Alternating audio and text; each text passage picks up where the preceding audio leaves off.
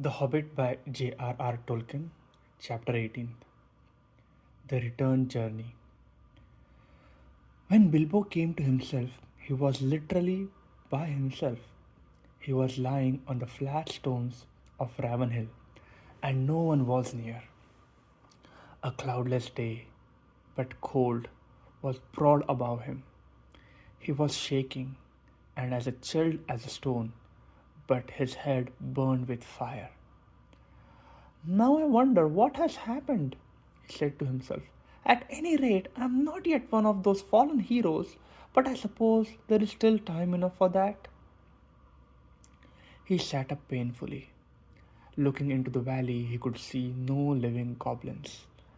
After a while, as his head cleared a little, he thought he could see elves moving in the rocks below. He rubbed his eyes. Surely, there was a camp still in the plain some distance off, and there was a coming and going about the gate. Dwarfs seemed to be busy removing the wall, but all was deadly still. There was no call and no echo of a song. Sorrow seemed to be in the air. Victory after all, I suppose, he said, he said, feeling his aching head. Well, it seems a very gloomy business. Suddenly, he was aware of a man climbing up and coming towards him. Hello there, he called with a shaky voice. Hello there, what news? What voice is it that speaks among the stones? Said the man, halting and peering about him, not far from where Bilbo sat. Then Bilbo remembered his ring. Well, I am blessed, said he. The invincibility the invisibility has its drawbacks after all. Otherwise, I suppose I might have spent a warm and comfortable night in the bed. It's me, Bilbo Baggins, companion of Thorin, he cried, hurriedly taking off the ring. It is well that I have found you, said the man, striding forward. You are needed, and we had looked for you long. You would have been numbered among the dead, who are many, if Gandalf the wizard had not said that your voice was the last heard in this place. I have been sent to look here for the last time. Are you much hurt? A nasty knock on the head, I think, said Bilbo. But I have a helm and hard skull. All the same, I feel sick and my legs are like straws. I will carry you down to the camp in the valley, said the man, and picked him up lightly. The man was swift and sure-footed. It was not long before Bilbo was set down before a tent in a dale, and there stood Gandalf with his arm in a sling. Even the wizard had not escaped without a wound, and there were few unharmed in all the host. When Gandalf saw Bilbo, he was delighted. Baggins! He exclaimed. Well, I never! Alive after all! I am glad. I began to wonder if even your luck would see you through. A terrible business, and it nearly was disastrous. But other news can wait. Come, he said more gravely. You are called for, and leading the hobbit, he took him within the tent. Hail Thorin, he said as he entered. I have brought him. There indeed lay Thorin Oakenshield, wounded with many wounds, and his rent armor and notched axe were cast upon the floor. He looked up as Bilbo came beside him. Farewell, good thief, he said. I go now to the halls of waiting to sit beside my fathers until the world is renewed. Since I leave now all gold and silver and go where it is of little worth. I wish to part in friendship from you, and I would take back my words and deeds at the gate. Bilbo knelt on one knee, filled with sorrow. Farewell, King under the mountain, he said.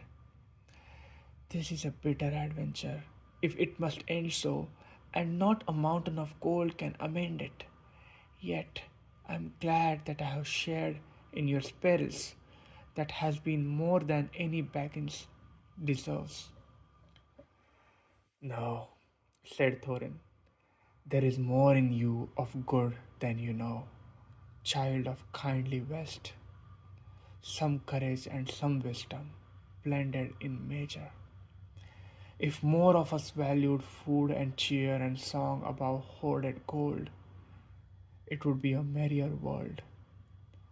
But sad or merry, I must leave it now. Farewell. Then Bilbo turned away, and he went by himself, and sat alone wrapped in a blanket, and whether you believe it or not, he wept until his eyes were red and his voice was hoarse. He was kindly little soul. Indeed, it was long before he had the heart to make a joke again. A mercy it is, he said at last to himself, that I woke up when I did. I wish Thorin were living, but I'm glad that we parted in kindness. You are a fool, Bilbo Baggins, and you made a great mess of that business with the stone. And there was a battle in spite of all your efforts to buy peace and quiet. But I suppose you can hardly be blamed for that. All that happened after he was stunned, Bilbo learned later.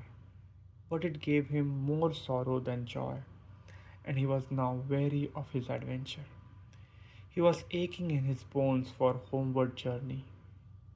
That, however, was a little delayed. So in the meantime, I will tell you something of events. The eagles had long had suspicion of goblins mustering. From their watchfulness, the movements in the mountains could not be altogether hid. So they too had gathered in great numbers under the great eagle of the misty mountains, and at length, smelling battle from afar, they had come speeding down the gale in the nick of time. They it was who dislodged the goblins from the mountain slopes, casting them over precipices or driving them down shrieking and bewildered among their foes. It was not long before they had freed the lonely mountain, and elves and men on either side of the valley could come at last to the help of battle below.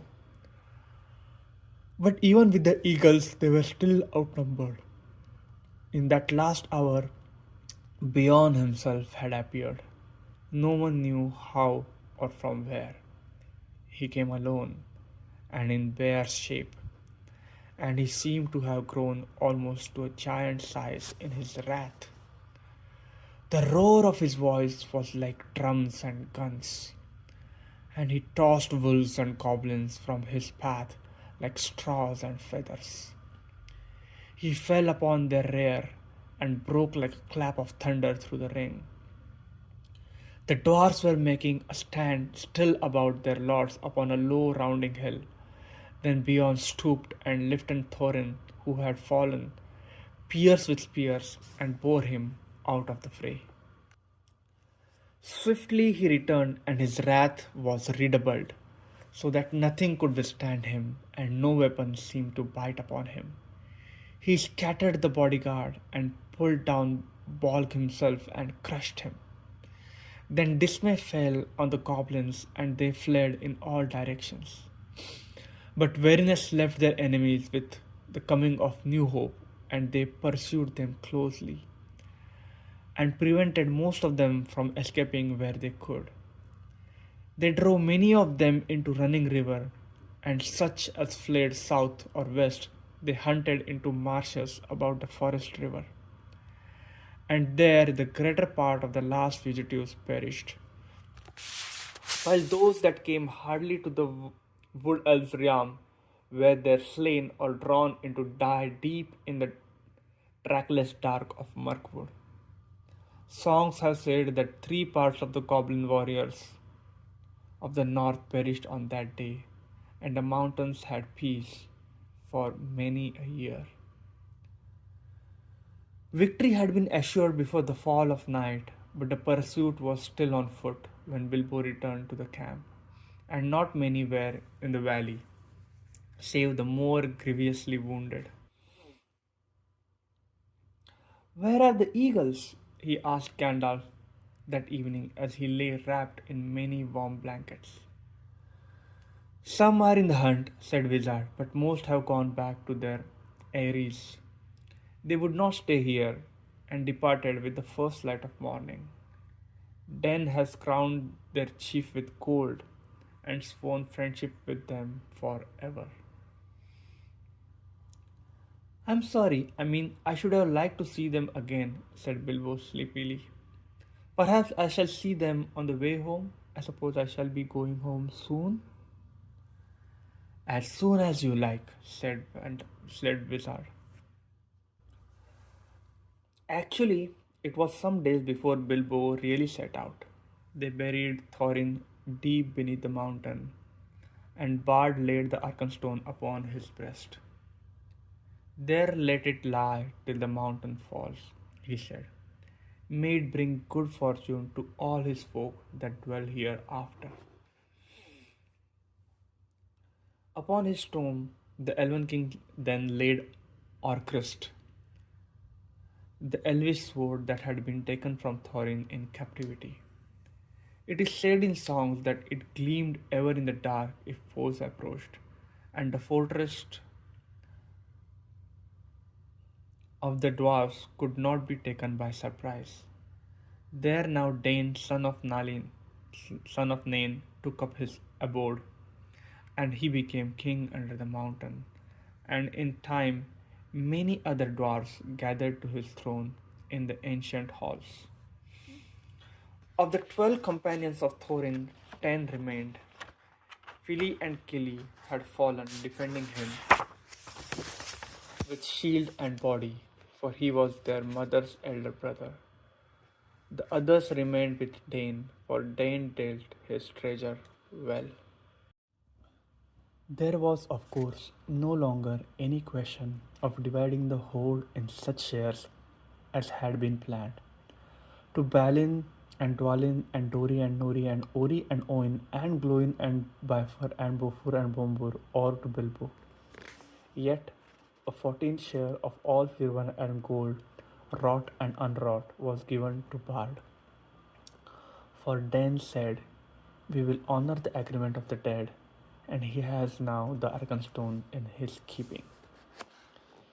Even a 14th share was a wealth exceedingly great, greater than that of many mortal kings. From that treasure, Bard sent much gold to Master of Lake Town, and he rewarded his followers and friends freely. To the Elven King he gave the emeralds of Girion, such jewels as he most loved, which Dain had restored to him. To Bilbo he said, "This treasure is as much yours as it is mine.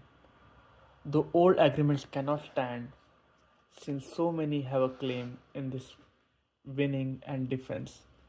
Yet even though you were willing to lay aside all your claim, I should wish that the words of Thorin, of which he repented, should not prove untrue. That we should give you little, I would reward you most richly of all." "Very kind of you," said Bilbo. "But really, it is a relief to me. How on earth should I have got all that treasure home without war and murder all along the way? I don't know. And I don't know what I should have done with it when I got home. I'm sure it is better in your hands." In the end, he would only take 2 small chests, one filled with silver and the other with gold, such as one strong pony could carry. "That will be quite as much as I can manage," said he. At last the time came for him to say goodbye to his friends. "Farewell, Balin," he said. "Farewell, Dwalin, and farewell, Dori, Nori, Ori, Oin, Gloin, Bifur, Bofur, and Bombur. May your beards never grow thin." And turning towards mountain, he added, "Farewell, Thorin Oakenshield, and Philly and Killy, may your memory never fade. Then the dwarfs bowed low before their gate, but words stuck in their throats. Goodbye and good luck wherever you fare, said Balin at last. If you ever visit us again when our halls are made fair once more, then the feast shall indeed be splendid. If I ever you are passing my way, said Bilbo, don't wait to knock. Tea is at 4, but any of you are welcome at any time. Then he turned away. The elf host was on the march, and if it was sadly lessened, yet many were glad, for now the northern world would be merrier for many a long day. The dragon was dead, and the goblins overthrown, and their hearts looked forward after winter to a spring of joy. Gandalf and Bilbo rode behind the Elven King, and beside them strode Beorn, once again in man's shape, and he laughed and sang in a loud voice upon the road. So they were on until they drew near to the borders of Mirkwood, to the north of the place where the forest river ran out. Then they halted, for the wizard and Bilbo would not enter the wood, even though the king bade them to stay within while in his halls. They intended to go along the edge of the forest and round in the northern end in the waste that lay between it and the beginning of the Grey Mountains. It was a long and cheerless road, but now that the goblins were crushed, it seemed safer to them than the dreadful pathways under the trees. Moreover, Beorn was going that way too. Farewell, O Elven King, said Gandalf. Merry be the greenwood while the world is yet young, and merry be all your folk. Farewell, O Gandalf, said the king. May you ever appear where you are most needed and least expected. The oftener you appear in my halls, the better shall I be pleased. I beg of you, said Bilbo, stammering and standing on one foot, to accept this gift. And he brought out a necklace of silver and pearls that Dane had given him at their parting. In what way have I earned such a gift, O Hobbit? Said the king. Well, I thought, don't you know, said Bilbo, rather confused, that some little return should be made for your hospitality. I mean, ever a burglar has his. I mean, even a burglar has his feelings. I have drunk much of your wine and eaten much of your bread. I will take your gift, O Bilbo the Magnificent, said King gravely, and I name you elf friend and blessed. May your shadow never grow less, or stealing would be too easy. Farewell, farewell. Then the elves turned toward the forest, and Bilbo started on his long road home. He had many hardships and adventures before he got back. The wild was still the wild, and there were many other things in it those days beside goblins. But he was well guarded and well guarded. The wizard was with him and beyond for much of the way. He was never in great danger again. Anyway, by midwinter, Gandalf and Bilbo had come all the way back along the both edges of the forest to the doors of Beorn's house, and there for a while they both stayed.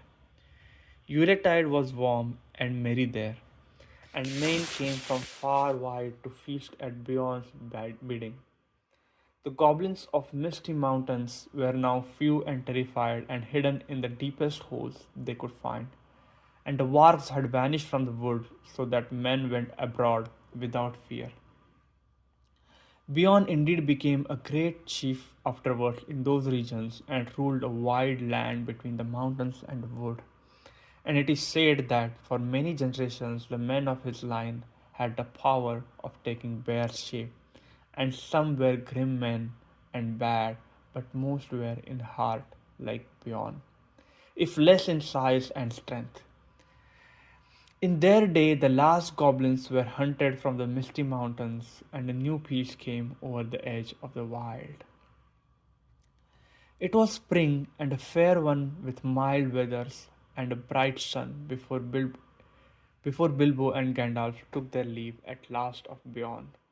And though he longed for home, Bilbo left with regret, for the flowers of the gardens of Beyond were in springtime no less marvelous than in high summer. At last they came up the long road and reached the very pass where the goblins had captured them before. But they came to that high point at morning, and looking backward, they saw a white sun shining over the outstretched lands.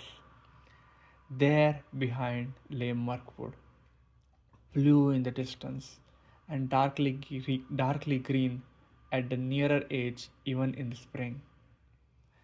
There, far away, was a lonely mountain on the edge of the eyesight.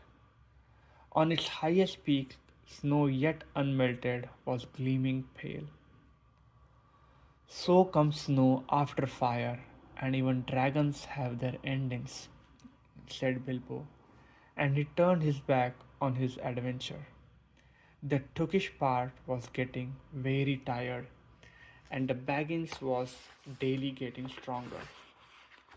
I wish now only to be in my own armchair, he said.